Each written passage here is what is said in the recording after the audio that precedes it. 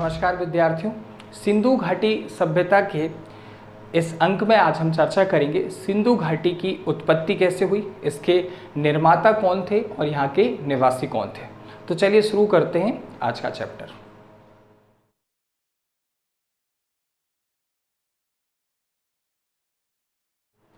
तो सिंधु घाटी सभ्यता की उत्पत्ति कैसे हुई, ये एक अत्यंत विवादग्रस्त विषय रहा है और इस पर अलग अलग इतिहासकारों ने, अलग अलग विद्वानों ने अपने मत प्रस्तुत किए।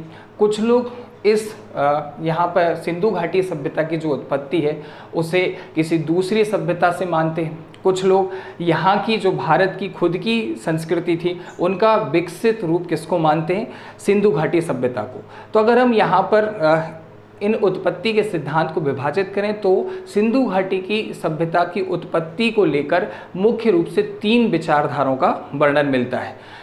तो सबसे पहले कुछ लोग जो हैं, कुछ विद्वान जो हैं, वो सिंधु घाटी सभ्यता की जो उत्पत्ति है उसे मेसोपोटामिया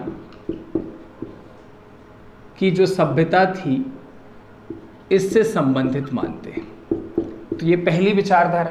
तो कुछ विद्वानों का मत है कि जो सिंधु घाटी सभ्यता की उत्पत्ति हुई वो मेसोपोटामिया के सुमेरियन लोगों के द्वारा की गई। अब दूसरी जो विचारधारा है, उस विचारधारा के जो विद्वान हैं वो इसे ईरानी बलूचिस्तानी सभ्यता से संबंधित मानते हैं। तीसरी जो विचारधारा है, जो विद्वान इसका समर्थन करते हैं, वो विद्वान इसे सोथी संस्कृति का विकसित रूप मानते हैं। ठीक है, तो यहाँ पर हमने देखा कि सिंधु घाटी सभ्यता की उत्पत्ति को लेकर मुख्य रूप से 3 विचारधाराएं देखने को मिलती हैं। पहली कि कुछ लोग इसे, कुछ विद्वान इसे मेसोपोटामिया सभ्यता से संबंधित मानते हैं, कुछ लोग इसे ईरानी बलूचिस्तानी सभ्यता से संबंधित मानते हैं, कुछ लोग सोथी संस्कृति का इसे विकसित रूप मानते हैं। तो अगर यहाँ पर इसे हम उत्पत्ति की अगर बात करें तो उत्पत्ति को अगर हम विभाजित करें तो इसे हम 2 भागों में या 2 अलग अलग रूपों में हम इसे बांट सकते हैं। तो ये जो मेसोपोटामिया सभ्यता वाली उत्पत्ति का कारण है, इसे विदेशी उद्भव का सिद्धांत कहा जाता है। और जब इन दोनों को हम मिला देते हैं, ईरानी बलूचिस्तानी सभ्यता और सोथी संस्कृति का विकसित रूप, तो ये देशी उद्भव का सिद्धांत कहलाता है। तो अगर हम मुख्य रूप से देखें तो सिंधु घाटी सभ्यता की उत्पत्ति को लेकर जो विचार है उन्हें हमने अब 2 सिद्धांतों के अंतर्गत बांट लिया। एक पहला कौन सा है, विदेशी उद्भव का सिद्धांत, दूसरा कौन सा है, देशी उद्भव का सिद्धांत। तो सबसे पहले अब हम यहाँ पर बात करेंगे विदेशी उद्भव के सिद्धांत की कि विदेशी उद्भव का सिद्धांत क्या है। तो सिंधु घाटी सभ्यता की जो उत्पत्ति है इसके अंतर्गत विदेशी उद्भव का सिद्धांत, और विदेशी उद्भव के सिद्धांत के अंतर्गत अगर हम बात करें तो ये विद्वान इसे मेसोपोटामिया सभ्यता से संबंधित मानते हैं। तो कुछ विद्वान थे, इन लोगों ने बोला कि मेसोपोटामिया सभ्यता जो थी, सुमेरियन सभ्यता जो थी, वहाँ से कुछ लोग निकलकर भारत आए और भारत के पश्चिमोत्तर प्रांत में रहने लगे। ये सुमेरियन लोग थे और इन लोगों ने धीरे धीरे यहाँ पर रहकर यहाँ की परिस्थितियों के अनुसार संघर्ष करके एक विस्तृत सभ्यता का विकास कर दिया।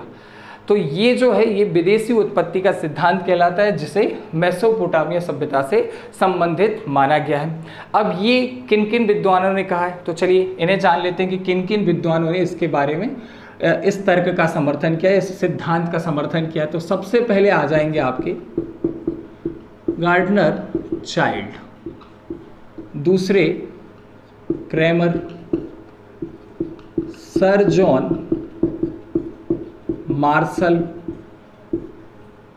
दयाराम साहनी, राखलदास बनर्जी, राखलदास बनर्जी, तो यहाँ पर फिर आ जाएगा HD संकालिया और DD कोसाम्बी। तो ये मुख्य रूप से हमारे पास विद्वान हैं। कौन कौन है? Gardner Childe, Cramer, sir John Marshall, Dayaram Sahni, Rakhal Das Banerjee, HD Sankalia, DD Kosambi. तो इन विद्वानों के अनुसार या इन विद्वानों का जो तर्क था वो ये था कि मेसोपोटामिया सभ्यता के सुमेरियन लोग भारत आए और उन्होंने भारत की परिस्थितियों के अनुसार संघर्ष किया और यहाँ पर एक विस्तृत नगरीय सभ्यता का विकास किया। तो ये विदेशी उत्पत्ति का सिद्धांत है जो कि मेसोपोटामिया की सभ्यता से संबंधित है और इस तर्क का समर्थन इन विद्वानों ने किया है। तो अब एक एक की बात कर लेते हैं। तो जो गार्डनर चाइल्ड है इन्होंने कहा कि लगभग 2400 ईसा पूर्व की अगर हम बात करें तो सुमेरियन लोग भारत आए और उन्होंने यहाँ पर एक विस्तृत सभ्यता का विकास किया। क्रैमर ने भी यही बात कही कि सुमेरियन लोगों के द्वारा सभ्यता का विकास किया गया, लेकिन उन्होंने यहाँ पर कोई भी वर्ष नहीं बताया, समयकाल नहीं बताया। फिर अगर हम यहाँ पर HD संकालिया की बात करें तो जो HD संकालिया महोदय थे इन्होंने दक्षिणी बलूचिस्तान, तो दक्षिणी बलूचिस्तान में जो चबूतरे मिले वो नीचे चौड़े थे और ऊपर सकरे थे। ठीक है, तो HD संकालिया ने जो यहाँ के चबूतरे थे सिंधु घाटी सभ्यता के और जो मेसोपोटामिया में ज़रूरत मिला है वहाँ पर इनने समानता देखी। तो यहाँ पर हमने देखा कि जो दक्षिणी बलूचिस्तान में चबूतरे मिले वो ऊपर सकरे थे और नीचे चौड़े थे। वहीं मेसोपोटामिया में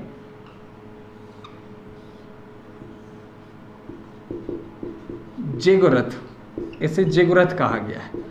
तो जेगुरथ और सिंधु घाटी सभ्यता के अंतर्गत अगर हम बात करें तो सिंधु घाटी सभ्यता में दक्षिणी बलूचिस्तान के जो चबूतरे थे उनमें कहीं ना कहीं समानता मिली और इस आधार पर जो HD संकालिया महोदय थे इन्होंने कहा कि जो सिंधु घाटी सभ्यता है इसकी उत्पत्ति मेसोपोटामिया सभ्यता के सुमेरियन लोगों के द्वारा की गई। अब DD कोसाम्बी की बात कर लेते हैं। तो DD कोसाम्बी ने कहा कि जो मेसोपोटामिया सभ्यता थी, सिंधु घाटी सभ्यता थी और जो हमारी मिस्र की सभ्यता थी, ये तीनों सभ्यताएं कांस्य युगीन सभ्यताएं थी। यहाँ पर कांस्य का बढ़ चढ़कर प्रयोग किया गया और इस आधार पर इन्होंने कहा कि इन तीनों सभ्यताओं के जो निर्माता थे वो एक ही थे और इस आधार पर इन्होंने सिंधु घाटी सभ्यता की जो उत्पत्ति है वो मेसोपोटामिया सभ्यता से संबंधित मानी है। लेकिन हम इस बात को अगर देखें अच्छे तरीके से तो हम इस बात का समर्थन नहीं करते हैं।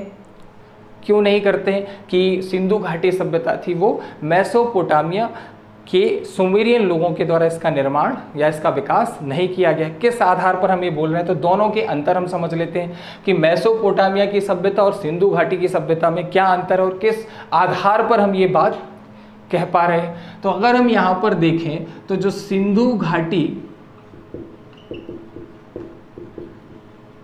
सभ्यता थी और यहाँ पर अगर हम मेसोपोटामिया की सभ्यता की बात करें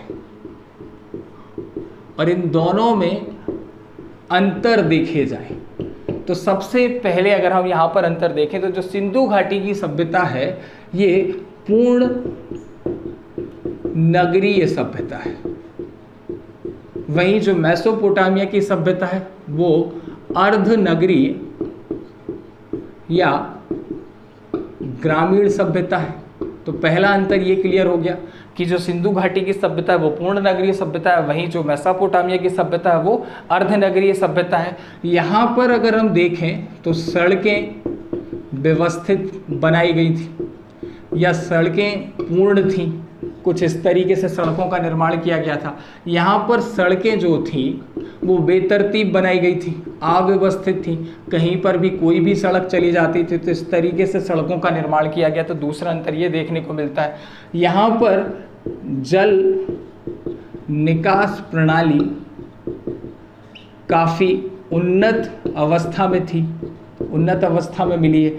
यहाँ पर उतनी बेहतर अवस्था में जल निकास प्रणाली नहीं थी। तो ये तीसरा अंतर हो गया। फिर अगर हम यहाँ पर देखें तो मेसोपोटामिया सभ्यता के अंतर्गत मंदिर मिले हैं, यहाँ पर मंदिर नहीं मिले हैं, कहीं पर भी मंदिरों का हमें कोई साक्ष्य प्राप्त नहीं हुआ है। अगर हम यहाँ की किसकी बात करें, मुद्राओं की बात करें, तो यहाँ पर बेलनाकार मुद्राएं मिली हैं और यहाँ पर बक्राकार मुद्राएं मिली हैं। ठीक है, फिर लिपि का फर्क देख लेते हैं। यहाँ पे जो लिपि है वो कीलनुमा लिपि है, जबकि जो सिंधु घाटी सभ्यता या हड़प्पा सभ्यता की लिपि है वो चित्रात्मक लिपि है, यानी इनमें चित्रों का वर्णन मिलता है, मुद्राओं में मछलियों के निशान या जानवरों के निशान मिलते हैं, बहुत सारी चीज़ें जो है वो चित्रात्मक हैं। तो पूर्ण रूप से देखा जाए तो इनकी लिपि जो है वो चित्रात्मक है, जबकि यहाँ की लिपि जो कैसी कीलनुमा है। अगर हम यहाँ पर देखें तो जो यहाँ पे माप तौल है, माप तौल की व्यवस्था यहाँ पर बहुत अच्छी थी, जबकि यहाँ पर उतनी अच्छी नहीं थी। तो अगर हम इन अंतरों के हिसाब से देखा जाए तो ये जो विद्वान है, इन विद्वानों ने जो तर्क दिया है कि जो सिंधु घाटी सभ्यता है उसकी उत्पत्ति मेसोपोटामिया सभ्यता के सुमेरियन लोगों के द्वारा की गई, तो ये यहाँ पर इस आधार से इसमें कोई भी सिमिलरिटी यहाँ पर दिखाई नहीं देती और इस आधार पर हम ये कह सकते हैं कि ऐसा नहीं है। लेकिन हाँ, हम यहाँ पर एक चीज़ आपको बताना चाहते हैं कि दोनों के व्यापारिक संबंधों को नकारा नहीं जा सकता है। इन दोनों के व्यापारिक संबंध आपस में थे, तो यहाँ के कुछ लोग सिंधु घाटी सभ्यता आके व्यापार किया करते होंगे और यहाँ सिंधु घाटी सभ्यता के कुछ लोग मेसोपोटामिया सभ्यता जाके व्यापार करते होंगे, तो यहाँ के कुछ लोग यहाँ आकर बस गए होंगे, दोनों में आदान प्रदान होता होगा, तो मुहरें या इनकी जो मुद्राएं थी वो एक्सचेंज हो गई होंगी। इसलिए यहाँ पर मेसोपोटामिया सभ्यता की कुछ चीज़ें उपस्थित थी। लेकिन इन दोनों का अगर हम देखें तो व्यापारिक जो पक्ष था, व्यापारिक संबंध थे, वो काफ़ी अच्छे थे। थल और जल दोनों भाग से, स्थल और जल भाग दोनों भाग से यहाँ पर व्यापार किया जाता था। लेकिन हम इस बात को स्वीकार नहीं कर सकते हैं कि मेसोपोटामिया की जो सभ्यता है, यहाँ की सभ्यता के सुमेरियन लोगों के द्वारा सिंधु घाटी सभ्यता की उत्पत्ति की गई और वही इसके निर्माता थे। तो ये हमने किसकी बात कर ली, विदेशी उद्भव का सिद्धांत। अब यहाँ पर हम देशी उद्भव का सिद्धांत या देशी उत्पत्ति के सिद्धांत की बात कर लेते हैं। अब देशी उद्भव के सिद्धांत के अंतर्गत सबसे पहले हम यहाँ पर बात करेंगे ईरानी बलूचिस्तानी सभ्यता। तो जैसे रोमिला थापर हैं, फेयर सर्विस है, इन लोगों ने सिंधु घाटी सभ्यता का निर्माण जो है वो ईरानी बलूचिस्तानी सभ्यता से संबंधित माना है। तो ये इस मत का समर्थन दो ही लोगों ने किया है, एक है रोमिला थापर, ये आपको याद रखना पड़ेगा, और दूसरे कौन है, फेयर सर्विस। तो रोमिला थापर और फेयर सर्विस के अनुसार जो सिंधु घाटी सभ्यता है ये ईरानी बलूचिस्तानी सभ्यता से संबंधित थी और इसी के द्वारा इसका विकास हुआ है। और काफ़ी हद तक हम इस बात का समर्थन भी करते हैं। क्योंकि अगर हम यहाँ पर देखें तो यहाँ पर कुछ स्थान है, जैसे है नाल, कुल्ली, राणा घुंडई, आमरी, कोट दीजी। तो यहाँ पर ये जो स्थान थे, यहाँ की प्राप्त हड़प्पन सभ्यता से नगरीय सिंधु घाटी सभ्यता की उत्पत्ति हुई है। ये बात किसने कही है, रोमिला थापर और फेयर सर्विस ने। अब ये बात किस आधार पर कही, तो नाल, कुल्ली, राणा घुंडई, आमरी, कोट दीजी, यहाँ पर एक संस्कृति थी। तो ये पहले ग्रामीण अवस्था में थे, फिर इन लोगों ने धीरे धीरे विकास करके ये अर्ध नगरीय सभ्यता की ओर बढ़े और आगे चल के इन्होंने एक नगरीय सभ्यता का निर्माण किया।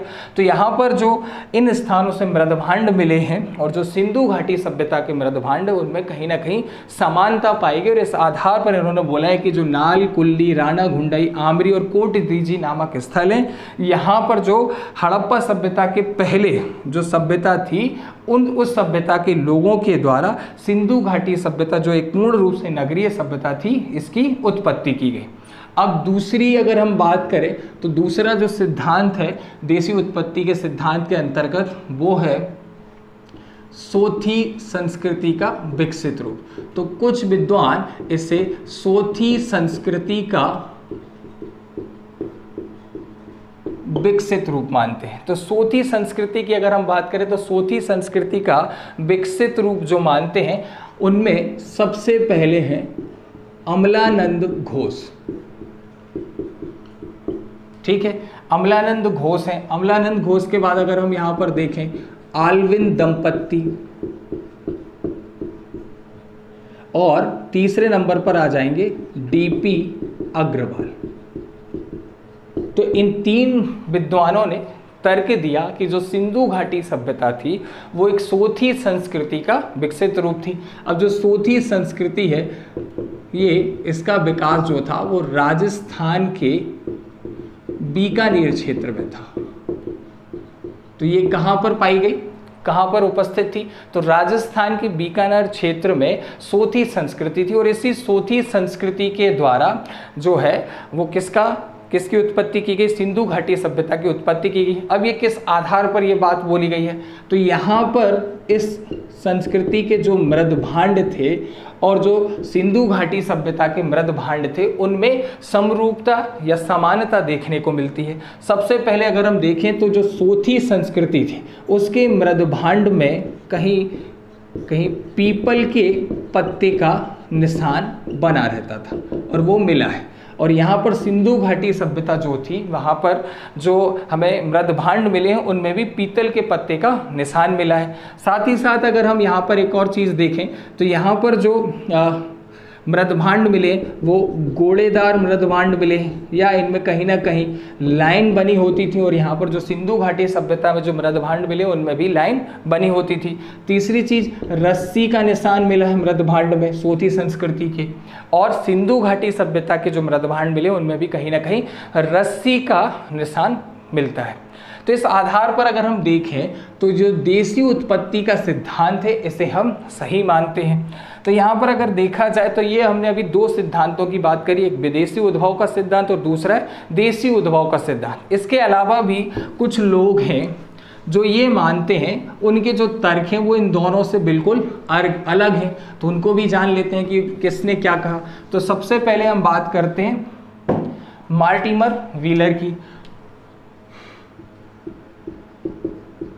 तो विवादित मत की बात कर लेते हैं, जिन्होंने ना विदेशी उत्पत्ति के मत को स्वीकार किया ना ही देसी उत्पत्ति के मत को स्वीकार किया है। तो सबसे पहले अगर हम यहाँ पर देखें तो मार्टिमर व्हीलर, तो मार्टिमर व्हीलर के अनुसार ऋग्वेद में वर्णित जो दास या दस्यु थे के द्वारा इस सभ्यता का, या वो इस सभ्यता के निर्माता थे। तो मार्टिमर व्हीलर ने बोला कि जो ऋग्वेद में दास या दस्यु थे वही सिंधु घाटी सभ्यता के कौन थे? निर्माता थे। तो ये पहला मत हो गया। अब यहाँ पर हम दूसरे मत की बात कर लेते हैं। तो जो दूसरा मत है वो है लक्ष्मण स्वरूप और रामचंद्र का।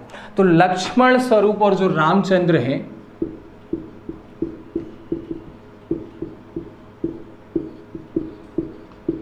इनके अनुसार सिंधु घाटी सभ्यता के जो निर्माता थे उन्होंने आर्यों को निर्माता के रूप में स्वीकार किया है। तो इनके अनुसार लक्ष्मण स्वरूप और दूसरे जो हमारे हैं वो कौन है? रामचंद्र। इन्होंने कहा कि सिंधु घाटी सभ्यता के जो निर्माता हैं वो कौन है? आर्य। आर्यों के द्वारा इस सभ्यता का निर्माण किया गया। तीसरे अगर हम बात करें तो वो है आर.डी. बनर्जी। आर.डी. बनर्जी ने भी एक विवादास्पद बात कही थी। उन्होंने कहा कि इनके अनुसार जो द्रविड़ थे उन्होंने द्रविड़ों को निर्माता के रूप में क्या किया? स्वीकार किया। तो ये जो तीन मत हैं ये ना तो देसी उत्पत्ति को स्वीकार करते ना तो विदेशी उत्पत्ति को। तो सबसे पहले आर.डी. बनर्जी की बात करें तो इन्होंने द्रविड़ों को सिंधु घाटी सभ्यता का निर्माता स्वीकार किया लक्ष्मण स्वरूप, और रामचंद्र की बात करें तो इन्होंने आर्यों को निर्माता स्वीकार किया। वहीं मार्टिमर व्हीलर की बात करें तो इन्होंने ऋग्वेद में वर्णित दस्यु या दास को सिंधु घाटी सभ्यता के निर्माता के रूप में स्वीकार किया। तो ये सब बातें जो हैं हमने कर ली कि क्या विदेशी उत्पत्ति का सिद्धांत है, क्या देशी उत्पत्ति का सिद्धांत है। तो इन सब चीज़ों को देखने के बाद हम यहाँ पर ये बात कह सकते हैं कि जो सिंधु घाटी सभ्यता की उत्पत्ति है वो क्रमिक विकास के सिद्धांत पर आधारित थी, और क्रमिक विकास के अंतर्गत हम इसे देशी उत्पत्ति का जो सिद्धांत है उसका हम समर्थन करेंगे, और इसे ही सर्वमान्य मत स्वीकार किया गया है। तो सबसे पहले अगर हम देखें तो हमारे यहाँ जो संस्कृति थी वो ग्रामीण थी, ग्रामीण सभ्यताएं थी, गांव के रूप में ये लोग रहते थे। इन लोगों ने अपना उत्पादन बढ़ाया तो सरप्लस हुआ तो इन्होंने नए व्यापार और वाणिज्य में फोकस किया। धीरे धीरे अर्ध नगरीय सभ्यता का विकास हुआ, और फिर आगे चलकर इनकी एक नगरीय सभ्यता का विकास हुआ। जब नगरीय सभ्यता का विकास हो गया तो इन्होंने देश के विभिन्न क्षेत्रों में अलग अलग जगह पर इन्होंने व्यापार वाणिज्य की शुरुआत करी। जब देश में ये पूरे तरीके से फैल गए तो इन्होंने विदेशों में और अपने समकालीन जो सभ्यताएं थी, अपने समकालीन जो लोग थे, वहाँ पर भी इन लोगों ने व्यापार वाणिज्य शुरू किया। जल और थल दोनों माध्यम से इन लोगों ने व्यापार वाणिज्य किया। तो इस आधार पर हम ये बोल सकते हैं कि जो सिंधु घाटी सभ्यता की उत्पत्ति है वो यहीं के लोगों के द्वारा, यहाँ पर जो पहले से संस्कृतियाँ विद्यमान थी वहीं के लोगों ने यहाँ पर संघर्ष किया, यहाँ की परिस्थितियों के हिसाब से विकास किया, व्यापार वाणिज्य में प्रगति की, विकसित हुए और एक आगे चल के नगरीय सभ्यता का विकास किया। तो ये जो आज का टॉपिक था ये पूरा कॉन्सेप्ट बेस्ड था। प्री में यहाँ से प्रश्न आने की संभावना बिल्कुल भी नहीं है, लेकिन मेंस में यहाँ से प्रश्न पूछा जा सकता है, इसलिए इसको विस्तृत रूप से हमने देख लिया। अगले चैप्टर में हम बात करेंगे सिंधु घाटी सभ्यता के महत्वपूर्ण स्थल और उनकी विशेषताओं की। धन्यवाद।